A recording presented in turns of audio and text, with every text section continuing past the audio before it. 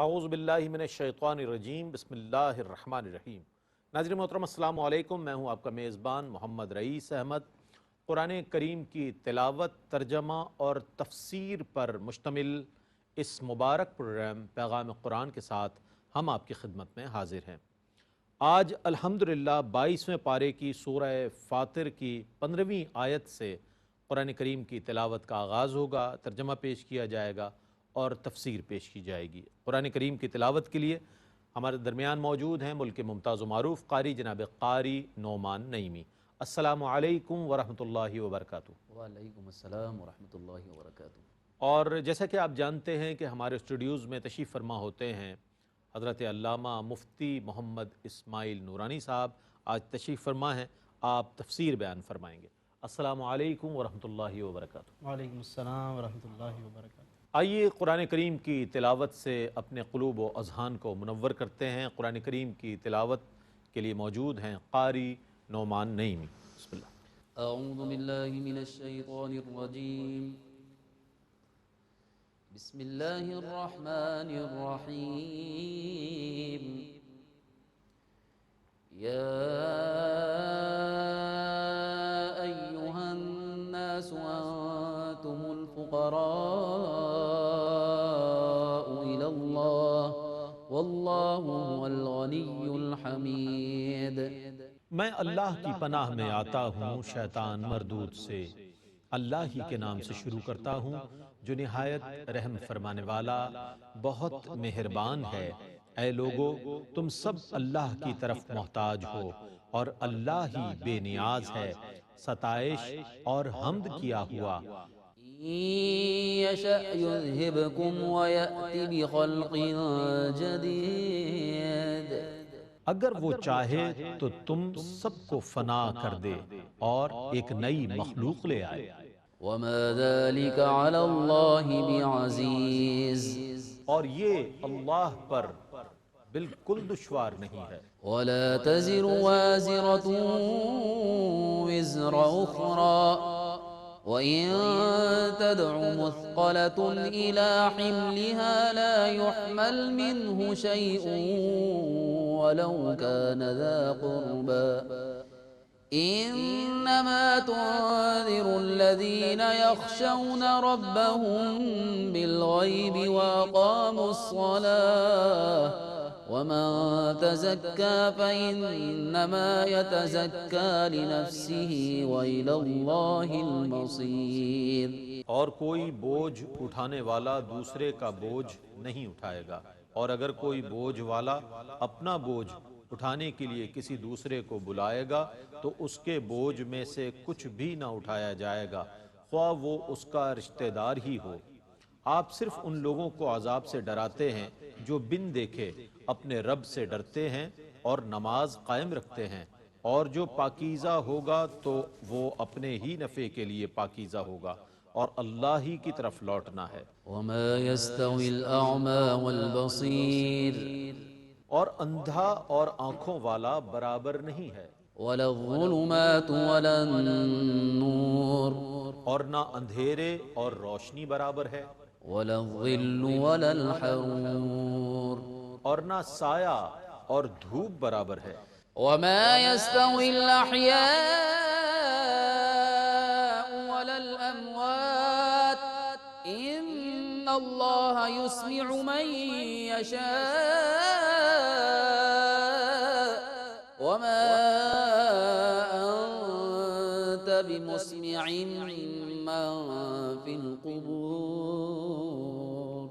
اور نہ زندہ لوگ اور مردے برابر ہیں، بے شک اللہ جس کو چاہے سنا دیتا ہے، اور آپ ان کو سنانے والے نہیں ہیں جو قبروں میں ہیں۔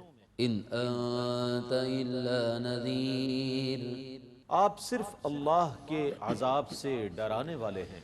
إنا أرسلناك بالحق بشيرا ونذيرا وإن من أمة إلا خلا فيها نذير۔ بے شک ہم نے آپ کو حق کے ساتھ ثواب کی بشارت دینے والا اور عذاب سے ڈرانے والا بنا کر بھیجا ہے، اور ہر جماعت میں ایک عذاب سے ڈرانے والا گزر چکا ہے۔ وَإِن يُكَذِّبُوكَ فَقَدْ كَذَّبَ الَّذِينَ مِن قَبْلِهِمْ جَاءَتْهُمْ رُسُلُهُم بِالْبَيِّنَاتِ وَبِالزُّبُرِ وَبِالْكِتَابِ الْمُنِيرِ۔ اور اگر یہ آپ کو جھٹلا رہے ہیں تو ان سے پہلے لوگ بھی جھٹلا چکے ہیں، ان کے پاس ان کے رسول واضح دلائل، صحائف اور روشن کتاب لے کر آئے تھے۔ ثم أخذت الذين كفروا فكيف كان نكير۔ پھر میں نے کافروں کو پکڑ لیا تو کیسا تھا میرا عذاب۔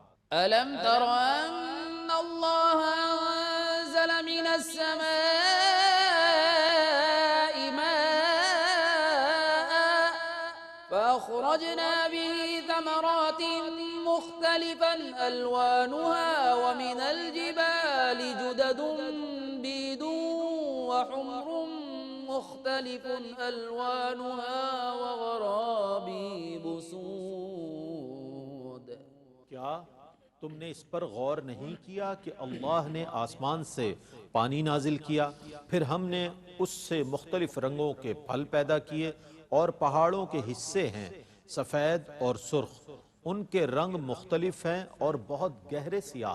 ومن الناس والدواب والأنعام مختلف ألوانه كذلك إنما يخشى الله من عباده العلماء إن الله عزيز غفور۔ اور انسانوں اور جانوروں اور چوپایوں کے بھی اسی طرح مختلف رنگ ہیں۔ اللہ کے بندوں میں سے صرف علماء اللہ سے ڈرتے ہیں، بے شک اللہ غالب ہے اور بہت بخشنے والا ہے۔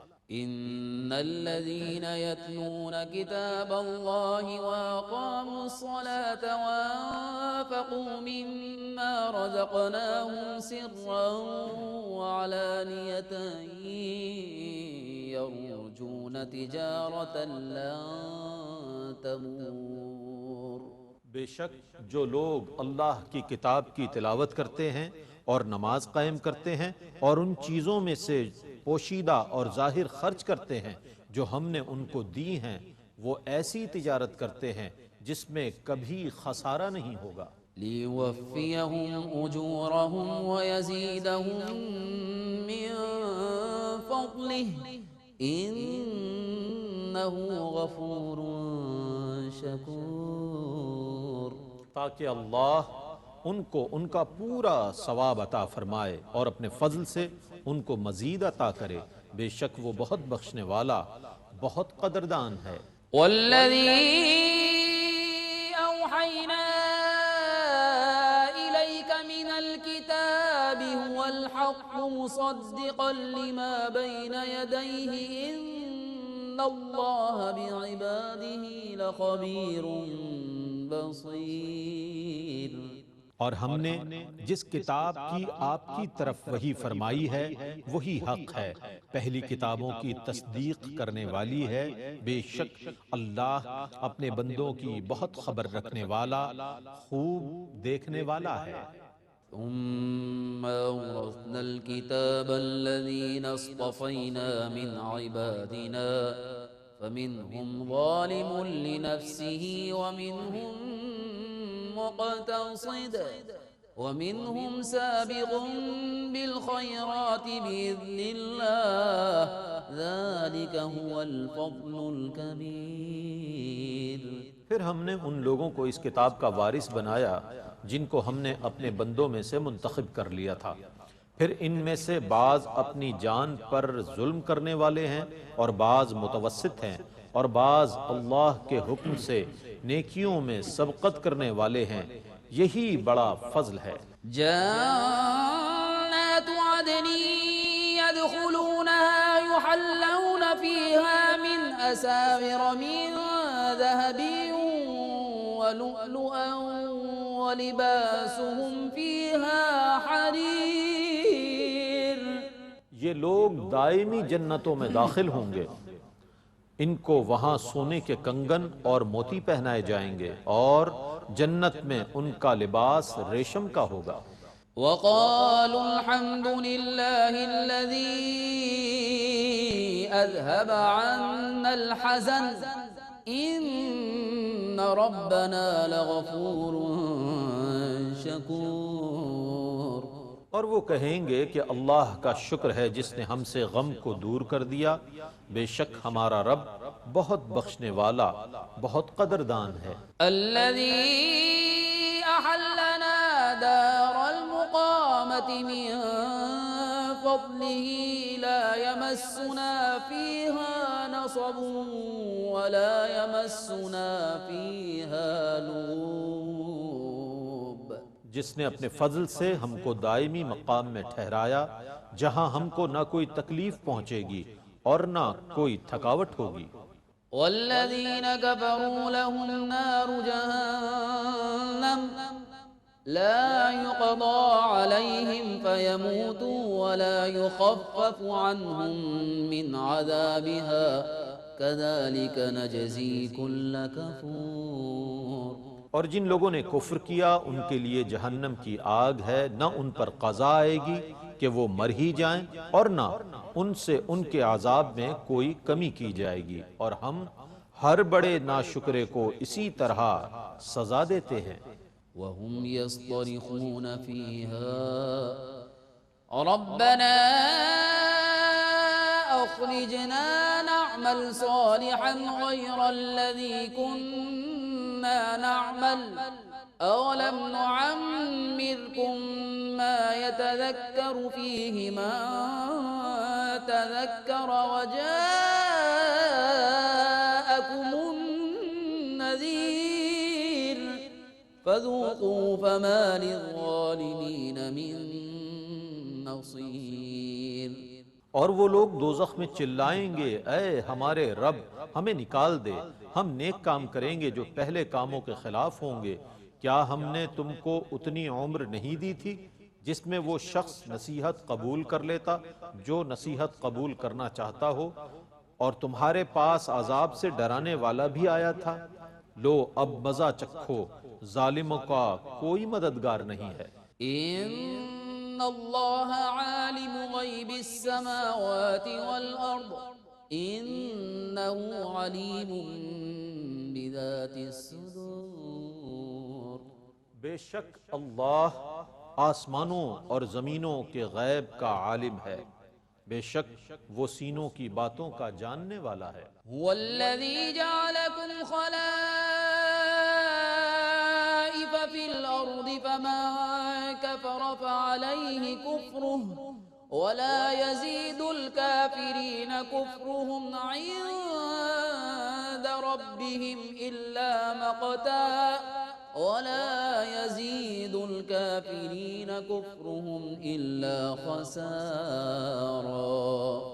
وہی ہے جس نے تم کو زمین میں پہلے لوگوں کا جانشین بنایا، سو جس نے کفر کیا تو اس کے کفر کا وبال اسی پر ہے، اور کافروں کا کفر ان سے ان کے رب کو زیادہ ناراض ہی کرتا ہے، اور کافروں کا کفر صرف ان کے نقصان کو زیادہ کرتا ہے۔ قل أرأيتم شركاءكم الذين تدعون من دون الله أروني ماذا خلقوا من الأرض أم لهم شرك في السماوات أم آتيناهم كتابا فهم على بينة منه بل إن يعد الظالمون بعضهم بعضا إلا غرورا۔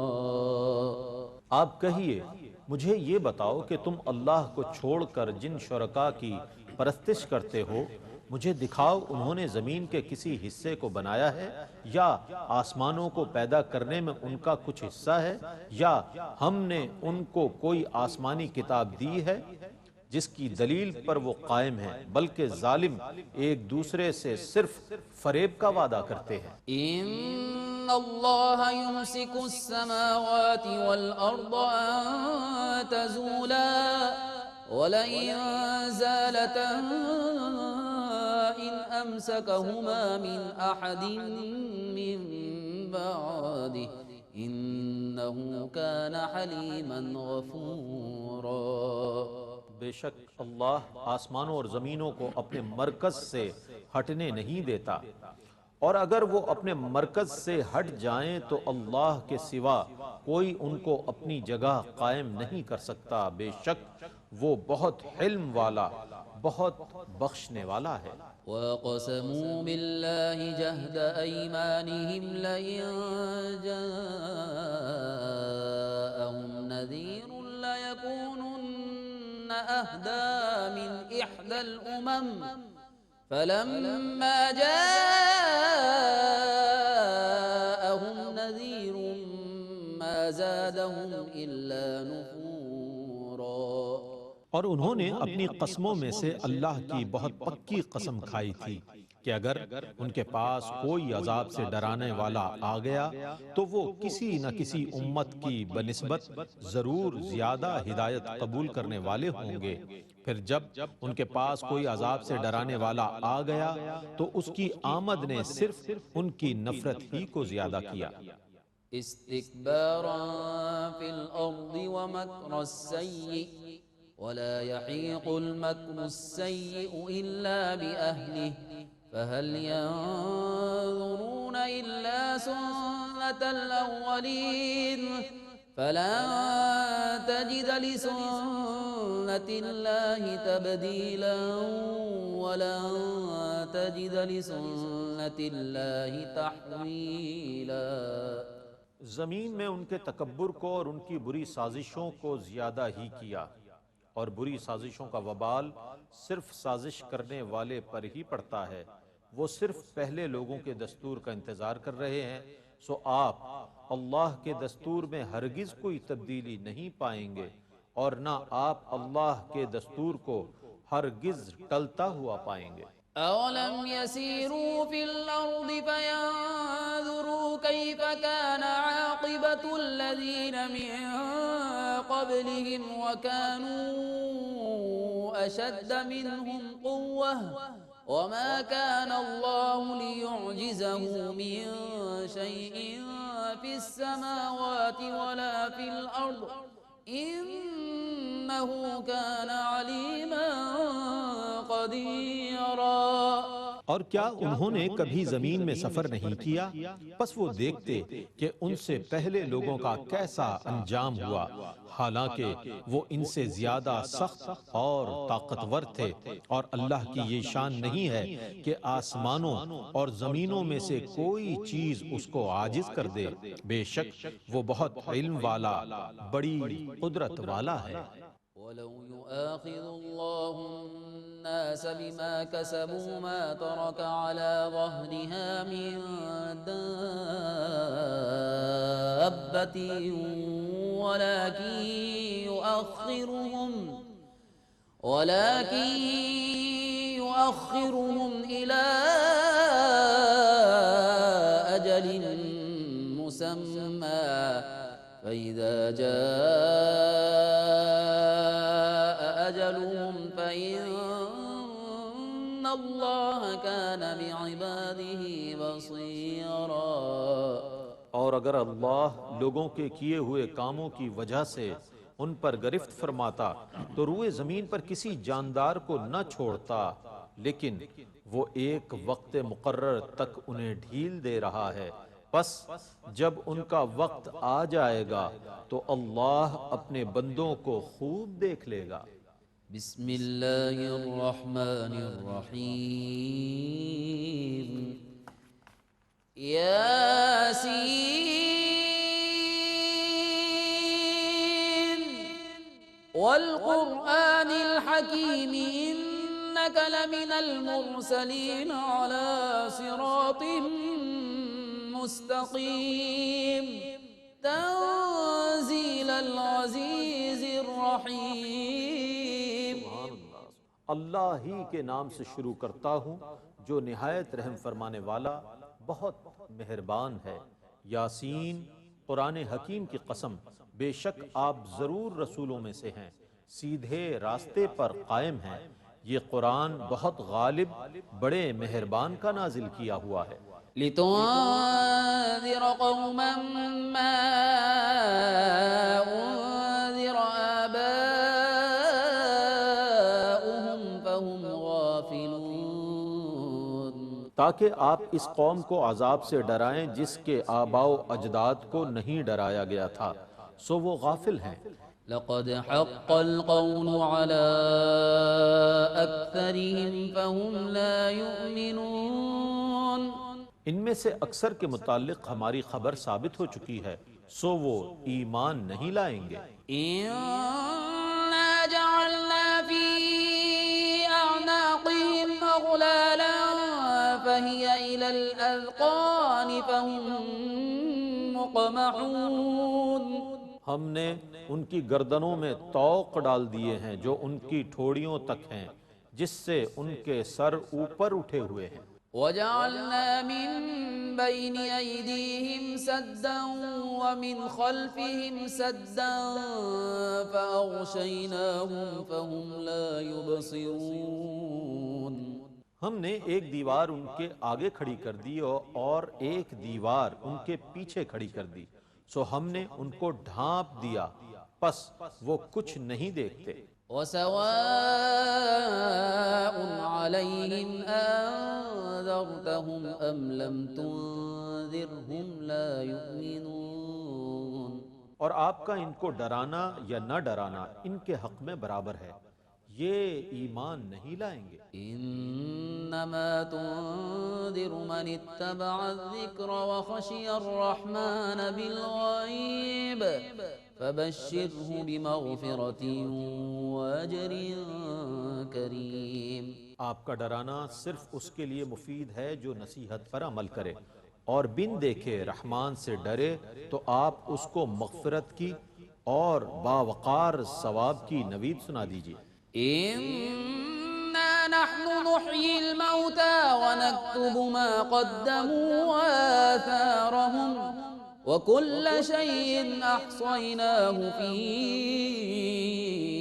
إمام مبين، بے شک ہم ہی مردوں کو زندہ کرتے ہیں اور ہم ان کے وہ عمل لکھ رہے ہیں جو انہوں نے پہلے بھیج دیے اور وہ عمل بھی جو انہوں نے پیچھے چھوڑ دیے، اور ہم نے ہر چیز کا احاطہ کر کے لوح محفوظ میں منضبط کر دیا ہے۔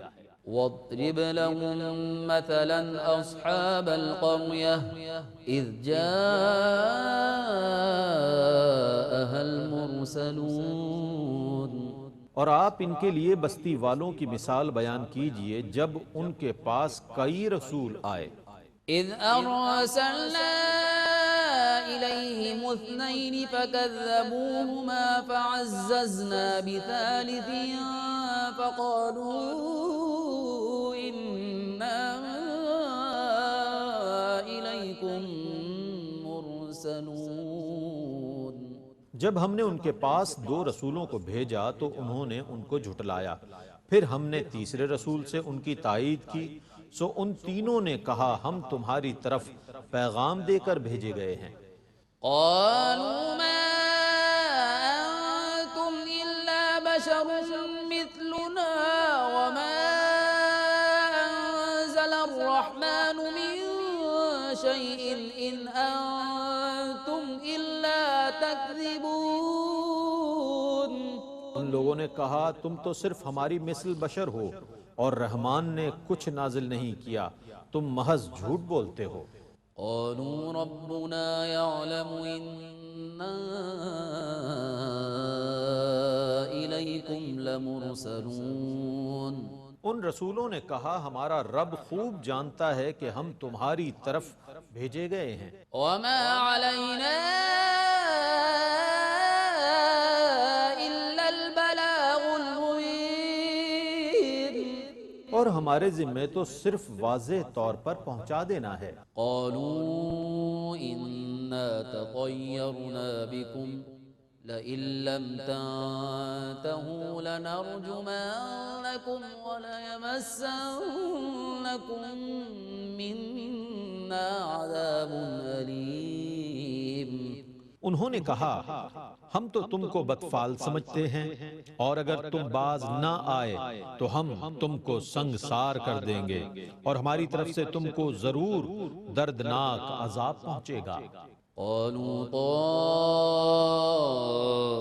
طائركم معكم أئن ذكرتم بل أنتم قوم مسرفون۔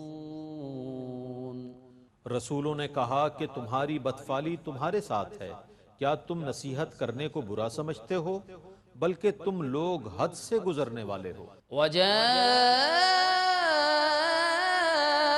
من أقصى المدينة رجل يسعى قال يا قوم اتبعوا المرسلين۔ اور شہر کے آخری کنارے سے ایک مرد دوڑتا ہوا آیا اور اس نے کہا، اے میری قوم، تم رسولوں کی پیروی کرو۔ اتبعوا من لا يسألكم أجرا وهم مهتدون۔ تم ان کی پیروی کرو جو تم سے کسی اجر کا سوال نہیں کرتے، اور وہ ہدایت یافتہ۔ ماشاءاللہ ناظرین، آپ نے تلاوت قرآن کریم اور ترجمہ ملاحظہ فرمایا۔ سعادت کی اس سفر میں آپ اور ہم شریک سفر رہے۔ تو آئیے جو آیات مبارکہ تلاوت کی گئی ہیں ان کی تفسیر کے لیے ہم چلتے ہیں حضرت علامہ مفتی محمد اسماعیل نورانی صاحب کی جانب، وہ تفسیر بیان فرمائیں گے۔ جی بسم اللہ۔ بہت شکریہ۔ بسم اللہ الرحمن الرحیم، الحمدللہ رب العالمین، والصلاة والسلام علی سید الانبیاء والمرسلین۔ ناظرین محترم، الحمدللہ آج کے اس پروگرام میں سورہ فاطر کی آیت نمبر 15 سے تلاوت کی گئی ہے، اور اس کے ساتھ ہی 22واں پارہ بھی اختتام کو پہنچا ہے۔ 15ویں رکوع کی تلاوت کی گئی ہے، اس کے ساتھ 16ویں، 17ویں، 18ویں اور 19ویں رکوع کی کچھ آیات تلاوت کی گئی ہیں۔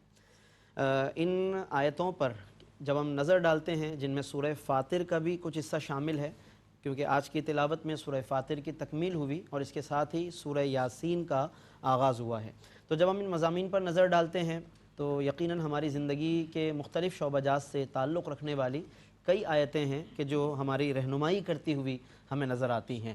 15ویں رکوع میں اللہ رب العزت نے ایک بہت بنیادی جو صفت ہے وہ بیان فرمائی، اور انسانوں کو، تمام مخلوق کو توجہ دلائی ہے کہ تم سب کے سب اللہ رب العزت کے محتاج ہو، اور اللہ اتنا قادر و قیوم ہے کہ وہ تم سب کو فنا کر کے ایک نئی مخلوق لا سکتا ہے۔ یعنی اتنی مخلوق جو پوری زمین پر پھیلی ہوئی ہے، اگر وہ رب چاہے تو سب کو فنا کر کے ایک نئی مخلوق زمین پر آباد کر دے، اس کے لیے کوئی مشکل نہیں ہے۔ اس لیے آج ہمیں جب اللہ نے موقع دیا، ہمیں پیدا کر کے اس نے یہ سب کچھ سننے سمجھنے کا ایک وقت اور موقع دیا، ہمیں ضرور اس سے استفادہ کرنا چاہیے، ورنہ پھر قیامت کا جب دن آئے گا تو اس کی طرف توجہ دلائی کہ لوگ ایک دوسرے سے اپنا بوجھ اٹھانے کی درخواست کریں گے، لیکن وہاں پر پھر وہ وقت ہوگا کہ پھر جو درخواست کرنے والا ہے وہ درخواست کرے گا، لیکن دوسرا شخص بوجھ اٹھانے سے معذرت کر رہا ہوگا۔ قرآن نے اسی سورہ فاطر کی آیت 18 میں اس کی طرف اشارہ کیا کہ وَإِن تَدْعُوا مُثْقَلَةٌ إِلَىٰ حِمْلِهَا، کہ جب کوئی بوجھ والا اپنے بوجھ کی طرف دوسرے کو بلائے گا تو فرمایا کہ لا يحمل منه شيء ولو كان ذا قربا، تو پھر اس کا بوجھ نہیں اٹھایا جائے گا، اگرچہ کتنا ہی کوئی رشتہ دار کیوں نہ ہو، رشتہ داری کے باوجود کوئی وہاں پر کسی کو کام نہیں آئے گا۔ مفسرین نے ایک بزرگ حضرت فضیل بن عیاض کے حوالے سے قول نقل فرمایا کہ اس سے مراد وہ عورت ہے کہ جس نے بچہ جنا ہوگا اور اس دن اپنے بچے کو وہ کہے گی یا ولدی، اے میرے بیٹے، کیا میرا پیٹ تیرے لیے قرار کی جگہ نہ تھی دنیا میں؟ کیا میرا سینہ تیرے لیے سیرابی کا ذریعہ نہ تھا؟ کیا میری گود تیرے لیے آرام کی جگہ نہ تھی؟ وہ بچہ کہے گا ہاں میری ماں، بالکل ایسا ہی ہے۔ پھر وہ والدہ کہے گی اس سے کہ میرے بیٹے، میرے گناہوں نے میری کمر توڑ دی ہے، اس انبار میں سے تو ایک گناہ تم اٹھا لو، ایک گناہ تم اٹھا لو آج۔ وہ بچہ کہے گا ماں دور ہٹ جاؤ، میں اپنے گناہوں میں مشغول ہوں، میں تمہاری طرف توجہ کیسے کر سکتا ہوں؟ یعنی اندازہ کیجئے کہ قیامت کے دن افراتفری اور نفسی کا کیا عالم ہوگا۔ لیکن اس آیت سے ہرگز یہ نہیں سمجھنا چاہیے کہ شفاعت کا کوئی کانسیپٹ نہیں ہے۔ شفاعت کے اپنے جگہ دلائل ہیں، وہ برحق ہے، کیونکہ قرآن مجید نے جگہ جگہ اس کی طرف اشارہ فرمایا ہے کہ اللہ ہی کی اجازت سے شفاعت کرنے والے شفاعت کریں گے، اور احادیث مبارکہ اس پر گواہ ہیں، تو شفاعت کا اپنی جگہ ایک تصور ہے۔ یہ ایک ایسا وقت ہوگا کہ جہاں ندامت اور حسرت کا ایک پورا پس منظر ہے، ایک پوری کیفیت ہے جو گزرے گی۔ اس کے بعد پھر شفاعت کے جب دروازے کھلیں گے، عقائد عالم صلی اللہ علیہ وسلم جب شفاعت فرمائیں گے تو پھر شفاعت کے دروازے بھی کھلیں گے۔ تو یہ دو الگ الگ باتیں ہیں جن کو آپس میں ملانا نہیں چاہیے۔ پھر اس کے ساتھ ہی قرآن کریم کی آیات میں بتایا گیا کہ جو پیغام قبول کرنے والے ہوتے ہیں ان کی کیا صفات ہیں، کون لوگ ہوتے ہیں کہ جن کے اندر پیغام قبول کرنے کی صلاحیت ہوتی ہے۔ فرمایا انما تنذر الذین یخشون ربهم بالغیب، اے محبوب آپ انہی کو ڈرا سکتے ہیں کہ جو رب سے ڈرنے والے ہوتے ہیں، بن دیکھے اللہ سے ڈرتے ہیں، واقاموا الصلاۃ اور نماز قائم کرتے ہیں۔ تو یہ اوصاف ہوں تو پھر دین کے اندر جو باتیں بتائی گئیں، جو ترغیبات ہیں، جو ترہیبات ہیں، پھر وہ طبیعت پر اثر انداز ہوتی ہوئی محسوس ہوتی ہیں۔ اس کے ساتھ ہی پھر آیت نمبر 22 میں سورہ فاطر میں سماع موتا کی طرف اشارہ کیا گیا۔ بہت ایک ایسا موضوع کہ جو علماء کے درمیان بہت زیادہ ڈسکس ہوتا ہے، سماع موتا کے آیا کہ جو مردے، جب ہم انہیں مردہ کہتے ہیں تو وہ سنتے ہیں یا نہیں سنتے۔ قرآن کریم کی آیت 22 سورہ فاطر میں فرمایا وما انت بمسمع من فی القبور، اے محبوب آپ سنانے والے نہیں ہیں انہیں جو قبروں میں ہیں۔ اس سے یہ استدلال بعض لوگ کرتے ہیں کہ جو قبر میں چلا گیا وہ سننے کی صلاحیت نہیں رکھتا، لیکن یہاں پر مفسرین نے لکھا کہ من فی القبور سے مراد قبر والے نہیں ہیں بلکہ کفار ہیں، جو جیتے جاگتے گویا کہ مردہ ہو چکے تھے، اپنے کفر کی وجہ سے مردہ۔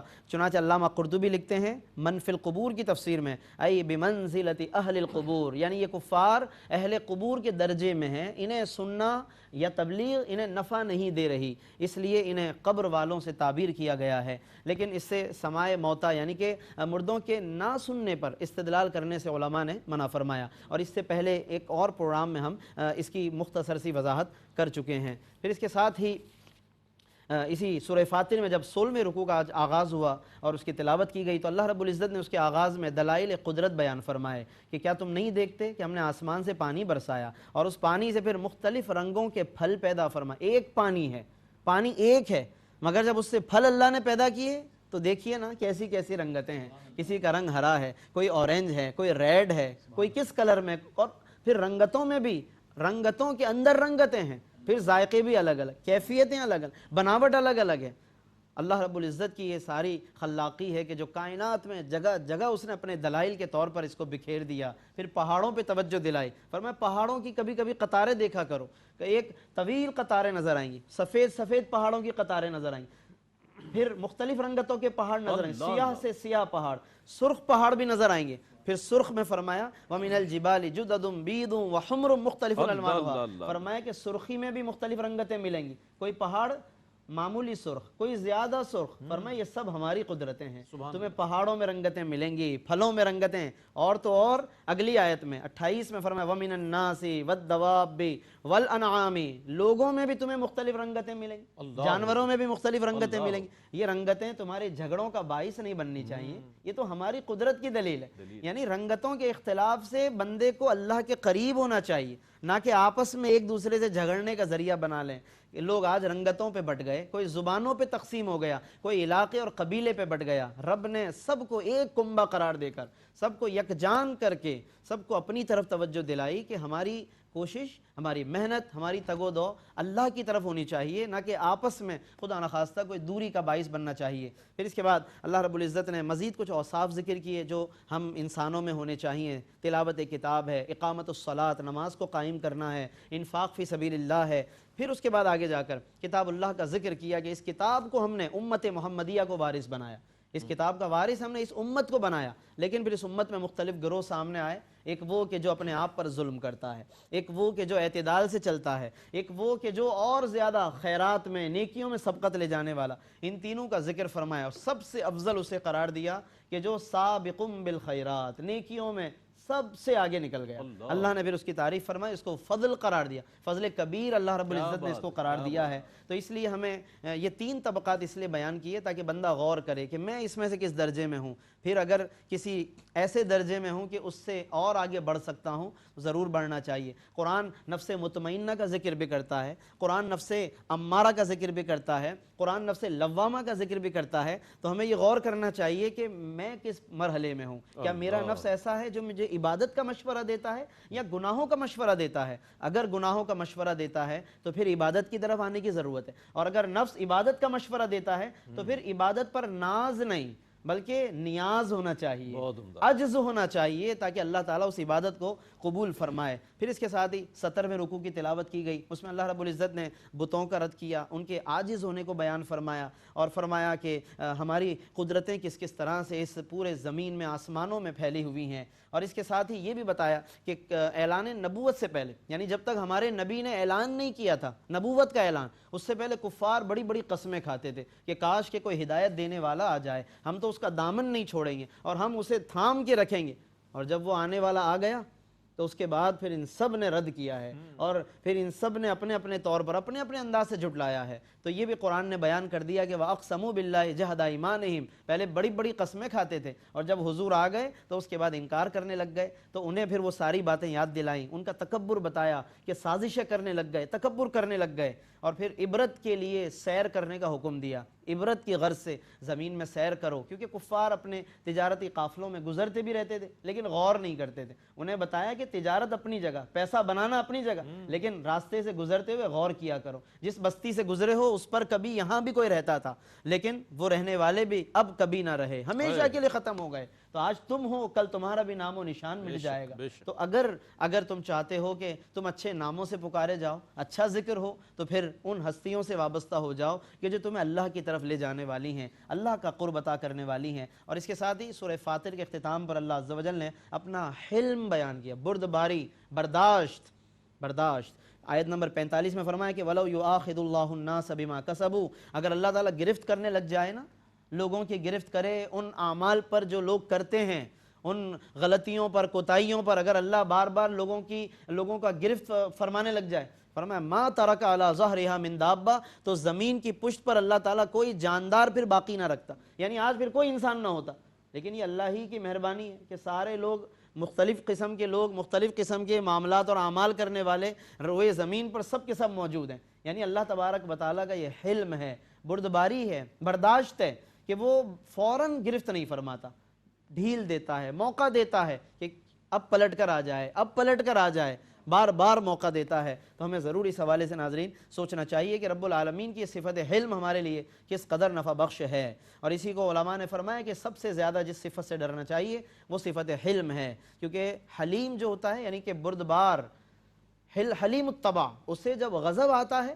تو پھر وہ غضب بھی بہت زیادہ ہوتا ہے، کیونکہ وہ حلم کے بعد جو غضب ہے وہ بہت زیادہ قابل خوف قرار دیا گیا ہے، روایتیں اس پر گواہ ہیں۔ اور اس کے ساتھ ہی پھر سورہ یاسین کی تلاوت کی گئی، جس کی آج یوں سمجھ لیں کہ آغاز ہوا ہے، 21 آیتیں آج کی اس تلاوت میں شامل ہوئی ہیں، پھر انشاءاللہ 23ویں پارے سے سورہ یاسین کی آگے مزید تلاوت کی جائے گی۔ سورہ یاسین مکی ہے، کل 83 آیتیں ہیں، 5 رکوع پر مشتمل ہیں، بہت سارے فضائل ہیں، جس میں سے بس ایک فضیلت پر میں اکتفا کروں گا، اور مختصراً یہ کہ آقا دو عالم صلی اللہ علیہ وسلم نے اس سورت کو قرآن کا دل قرار دیا ہے، اور علامہ سید محمود آلوسی حنفی علماء مفسرین میں ایک بہت بڑا نام، وہ فرماتے ہیں کہ اس سورت کا آغاز اللہ نے یاسین کے لفظ سے کیا، تو یاسین سے حضور علیہ السلام کی طرف اشارہ ہے، کیونکہ لغت بنی طے ایک قبیلہ تھا، ان کی لغت میں یاسین یا انسان کو کہتے تھے، اے انسان، تو ان کی لغت میں یاسین کہتے تھے اے انسان۔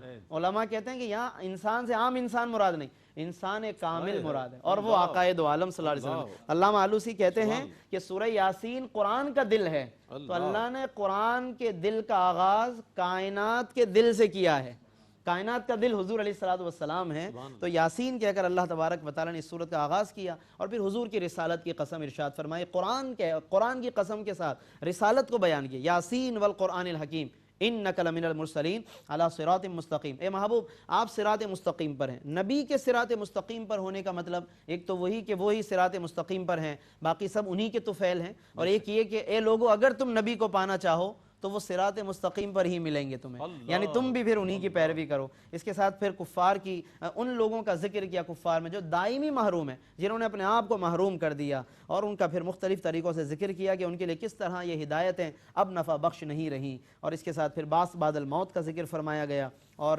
پھر اگلے رکوع میں 19ویں رکوع کی بھی چونکہ آج کچھ حصے کی تلاوت کی گئی ہے تو اس میں اصحاب القریہ کے اگر ایک بستی کا ذکر کیا، وہ بستی کے رہنے والے تھے، کفر کرتے تھے، حضرت عیسیٰ علیہ السلام کے زمانے کی بات کی گئی، انہوں نے 2 پہلے نمائندے بھیجے، انہوں نے جا کر سمجھایا لیکن بستی والوں نے انکار کیا، پھر حضرت عیسیٰ نے ایک اور بندہ بھیجا، 3 ہو گئے، ان تینوں نے جا کر سمجھایا لیکن بستی والوں نے ہر طرح سے انکار کیا، بلکہ دھمکیاں دینے پر اتر آئے، حتیٰ کہ جب وہ تیاری کرنے لگے انہیں سزا دینے یا بدلہ لینے کے لیے تو پھر کسی اور جانب سے ایک شخص دوڑتا ہوا آیا اور اس نے بستی والوں کو آ کر سمجھا، انہی میں سے تھا لیکن اللہ نے اس شخص کو ہدایت دی، اس نے آ کر بتایا اے لوگو یہ تمہیں سمجھانے آئے ہیں، یہ تمہارے خلاف نہیں ہے، یہ تمہیں سمجھانے کے لیے آئے ہیں۔ تو اس طرح کہ یہ مضامین ہے اس صورت میں، لیکن سورہ یاسین کے ان مضامین کو انشاءاللہ اگلے پروگرام میں ہم کنٹینیو کریں گے کیونکہ سورہ یاسین کی تلاوت کا سلسلہ انشاءاللہ جاری ہے۔ اللہ رب العزت ہمیں قرآن کریم کے ان مضامین میں مزید غور و فکر کرنے اور تفصیل کے ساتھ ان کا مطالعہ کرنے کی ہمیں توفیق عطا فرمائے،